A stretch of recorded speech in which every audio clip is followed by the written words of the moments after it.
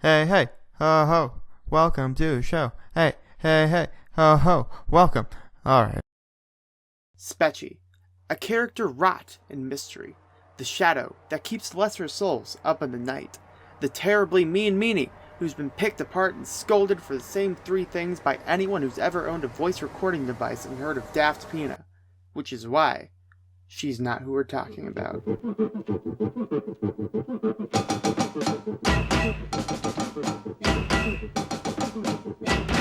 Today, I'd like to tell you the tale of the people who saw a Spetchy-shaped chance in the clouds and held on to it as hard as they could, but failed to realize the most important rule of criticism: making your videos not terrible. This is Invalidating Criticism, Spetchy Edition.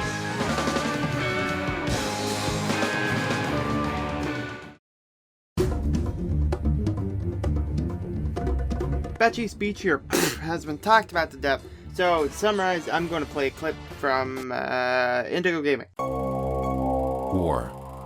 War never changes. Yeah, that's good. So, one day, this guy by the name of Daft Pina makes a crazy video detailing how much of a war in need of change Spetchy is. I know he wasn't the first, but it was the first one anyone got anything out of.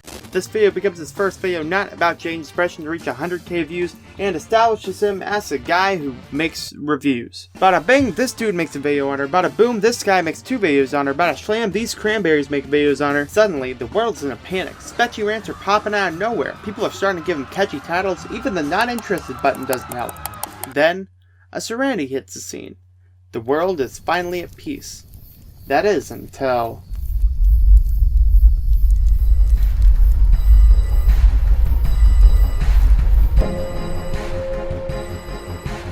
That's right, she talked about depression, and it went about as well as anyone would have expected. But this time, it was much worse. Before, Spetchy only had the odd reviewer or critiquer make a video on her. Sure, some were bad, but the majority at least tried to give criticism. This wave of hate was different though. These people were indignant, these people were mad. Spetchy said the one thing you should never say in a video about depression: that you probably don't have it. Fires cried, babies burned, and the response videos flowed like water. Sure, being a dick to your teachers and friends is one thing, but bursting people's bubbles about their self-diagnosis? Oh boy, that's a whole other can of worms, my friend, and the internet was having none of it, even after she privated her video and apologized for— well, I mean, she tried to apologize for it. Look, main point, she privated. She's done with it. Obviously, she didn't like it. The people this freaking day are making videos about how terrible her depression video is. Like, guys, I get it. You didn't like her video, but she deleted it. She's done with it. At this point, it became plainly obvious that people just wanted to get mad at Spetchy for the sake of being mad at her. Everyone and their grandma had already talked about how much of a meanie Spetchy is to her art teacher and friends. The second they found something the slightest bit controversial she made, they started lathering their guns with proverbial drama saliva, spitting in any direction they could find. Don't believe me? Let's take a look at what the people who hated her depression video said they would change about it. If she was actually diagnosed, like me, the video would be fine. If she doesn't say it can be mistaken for teenage angst, she makes it seem this is what happens to most people with depression. So firstly, maybe not giving advice to younger people about whether they have it or not. I think that came across as very patronizing and made worse by the fact that she's self-diagnosed. That beginning, though, where you say you're not really depressed if you're between the ages of 13 and 16, as someone who's went through depression earlier, it's rather offensive.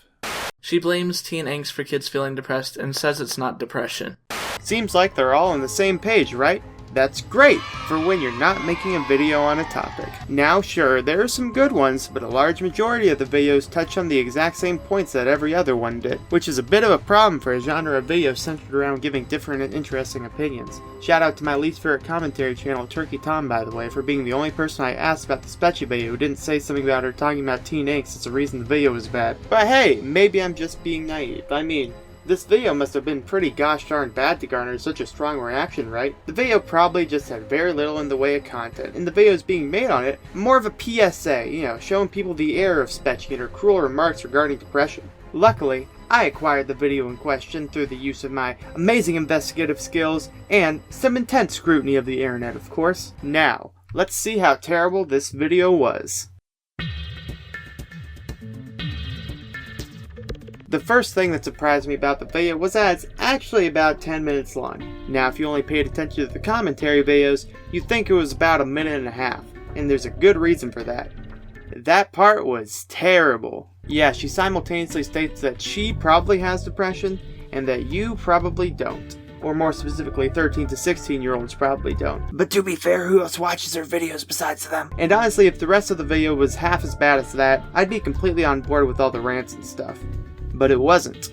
I mean, alright, the part where she goes on about her problems is pretty hard to get through, but that's literally what every video about any mental illness made from the perspective of the author has to do, so I can't blame her for it. Besides that and a few hiccups because Spetchy's an absolutely terrible speaker, this felt like the most genuine video she's made, and really, about 80% of her advice seemed completely fine, even helpful. To illustrate this, I'm going to go through every point in her video and mark it with a helpful smiley to indicate if it's good, bad, debatable, or meh. Oh my god! I've never been medically diagnosed with depression, but I can tell you I probably have it. And sometimes teen angst can be mistaken for depression. If you are between the ages of 13 and 16, it's likely you are not actually depressed. It's always a good idea to talk to your doctor about your feelings. I think what held me back was my school situation. If you don't want to have to take happy pills, step 1 is to not wallow. Sitting around feeling bad for yourself only makes you feel worse. It's the idea to go outside and try to go for walks.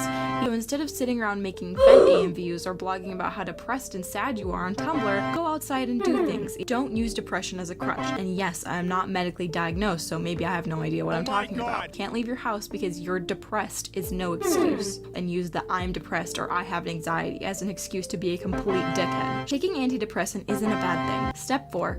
Talk to your friends and family or a trusted adult, or you aren't close to your family. You can speak to your school's counselor. It's always good to get your thoughts out in the open instead of bottling them up. I always feel much better after I write and get all my toxic thoughts out on paper. It's okay to feel sad. You can sleep 10 hours and still be exhausted. Understanding where your depression is coming from. Getting a therapist is a very good way to deal with your feelings. Step 9. Doing things you enjoy. Rewarding yourself every time you do little things. Even baby steps are steps in the right direction. Recovery isn't an option, it is a need. Make a list of your 3 best features. Perhaps you are not defined by your mental illness. Just remember, if someone's trying to have a serious conversation with you about their genuine feelings, to not laugh at them in their face. My DMs are always open if you want to leave a vent, but I'm not going to respond to it. No. But anyway, I really hope this helps you guys a little bit. I hope you guys understand why it's so hard for me to make videos sometimes. A very reasonable score, all things considered.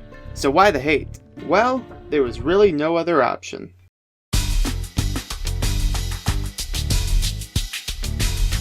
If I were to say that Spetchy had blocked me, or banned me from her Discord server, what would you immediately assume?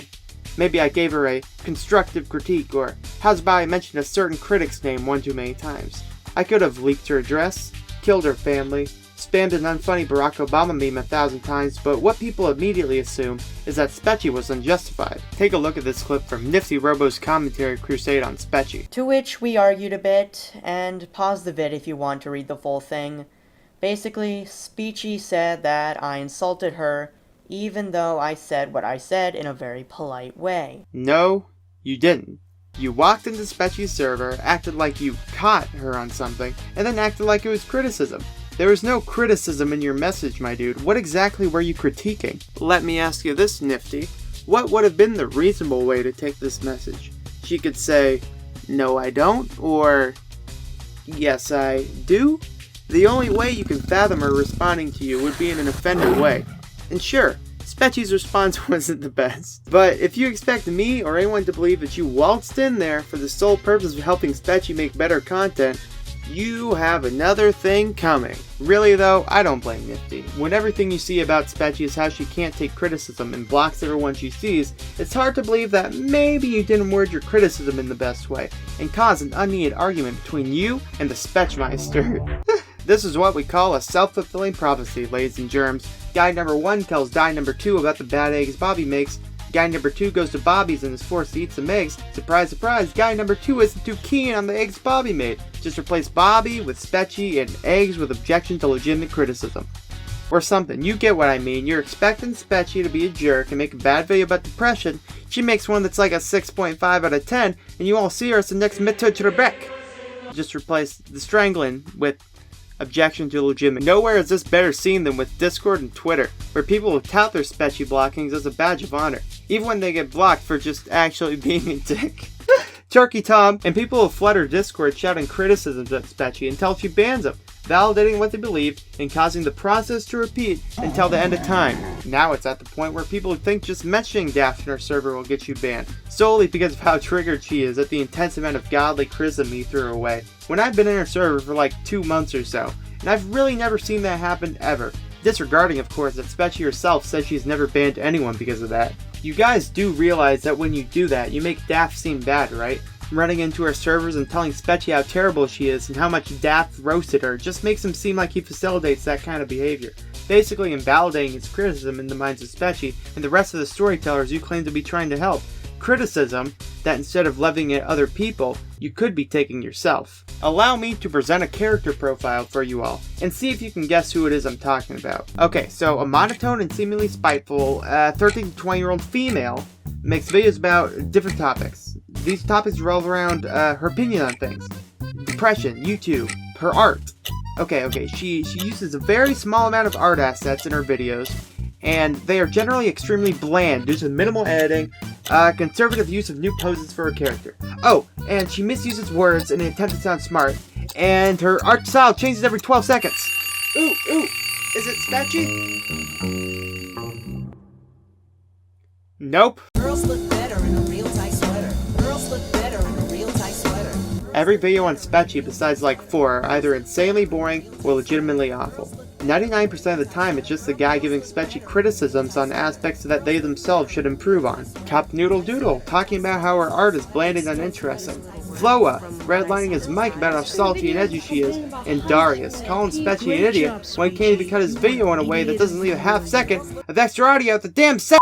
Now I know this can be construed into the dreaded "you can't insult art because you can't draw" meme, but I think this goes a little further than that. Some could use the term hypocrisy, but that's kind of an overused word on the YouTube sphere nowadays, so I'll pose a question instead. How do you expect Spetchy to take your criticism when you can't even take your criticism? Daft's video was impactful on the community because it was good. Take any reasonable fan of Spetchy and they'll agree that the video was structurally great. Daft put in the research, carefully made a script, and he made sure that this video was going to be something great. Now, why would he do this? Is it because he wants to improve the quality of his content with every video? Is it because he wants the fulfilling joy it brings to know he's made something beautiful? Nah man, that's freaking stupid. It's because he's saying some pretty controversial things about a pretty well-liked YouTuber who has a fan base that vehemently disagrees with what Daft is saying. If they click on a video like Floa and Darius, they see them as being a couple of knuckleheads and click on, disregarding any actual criticism they or anyone else gives Spetchy in the process. And if they click on Cup Noodle Doodle's video, they immediately die. Like I'm 30% sure she's casting some Wiccan ritual and my first child's going to be stillborn because of it. Interestingly enough, the people who are making these rants need to listen to Daft's criticisms the most. So why would the people making videos on Spetchy, most of them being big fans of Daft, be so blind when it comes to taking criticism he gives and applying it to themselves? Well, the same reason why some of the dumbest people watch wrecked feminist compilations and Trump supporters say the darndest things. If you watch a lot of videos that vehemently criticize and make fun of people, you may start to believe that you're better than them. Once you believe you're better than them, you believe that you can't make the same mistakes, and once you think you can't make the same mistakes they do, you start making the same mistakes they do. Granted, most of Daft's content provides useful tips for making videos, and many people do actually apply the criticisms themselves. A great deal watch it just to have Daft roast somebody, and take it as yet another YouTuber roast channel. So my advice to these people, take a look back at Daft's Spetchy review, and see if the criticisms he made of Spetchy can be applied to you as well.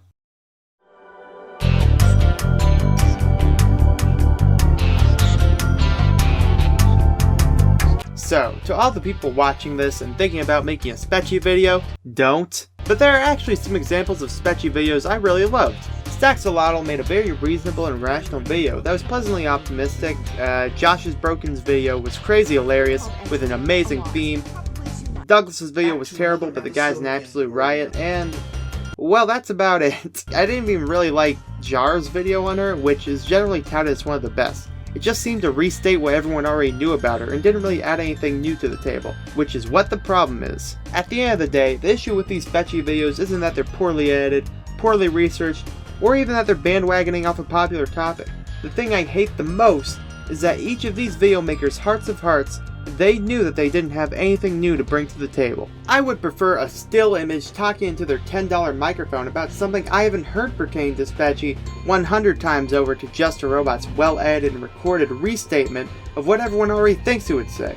If you don't have anything new to add to a topic, wait for the next bandwagon or the next one until you find an idea that you can add to.